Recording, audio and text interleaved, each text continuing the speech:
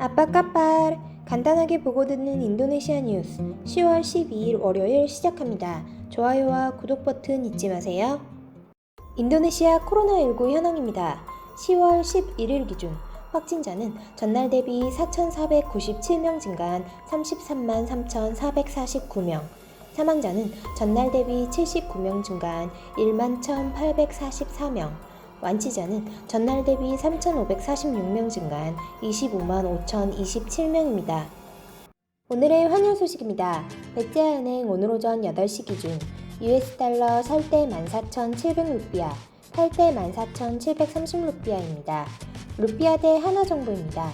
하나은행 오늘 오전 9시 기준 매매 기준율 100루피아에 7.85원으로 측정되었습니다. 오늘의 첫 번째 소식입니다.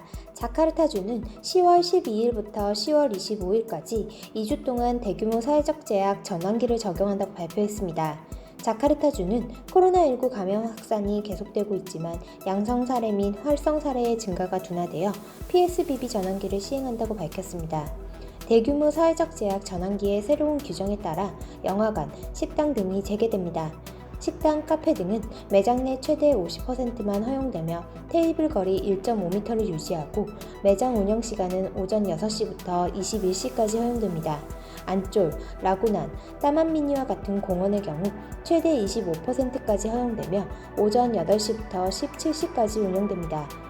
미용실 등도 수용 인원의 50%만 허용하며 오전 9시부터 21시까지, 관중이 없는 운동시설은 최대 20%만 허용되며 오전 6시부터 21시까지 운영 가능합니다.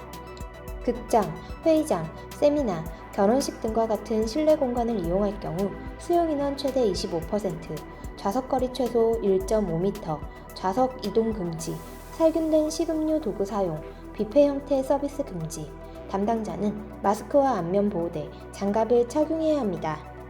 다음 소식입니다.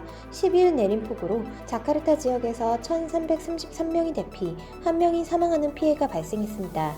자카르타주 재난방지청은 4개 지역에 걸쳐 9개의 대피소가 있으며 1,333명 주민이 대피했다고 밝혔습니다. 4개의 대피소는 자카르타의 람부탄, 찌간주루, 동칠란닥, 본독 피낭 지역입니다.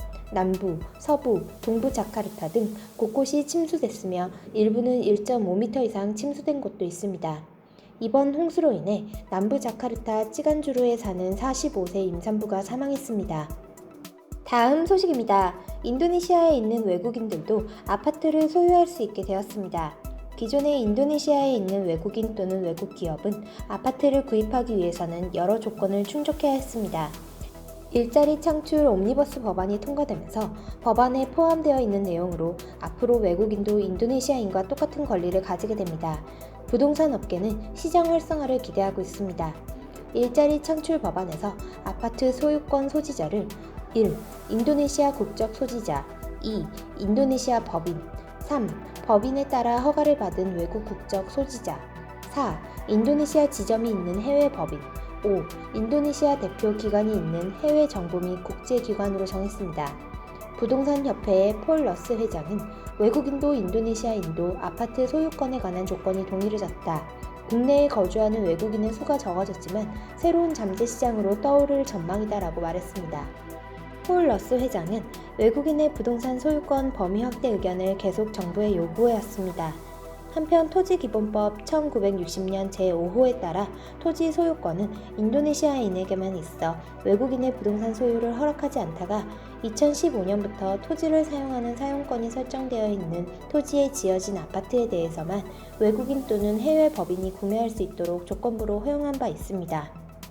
다음 소식입니다. 인도네시아 보건부가 5일 PCR 검사비의 상한을 90만 루피아로 설정함을 받아들일 수 없다며 PCR 검사를 중지한 의료기관이 나왔습니다.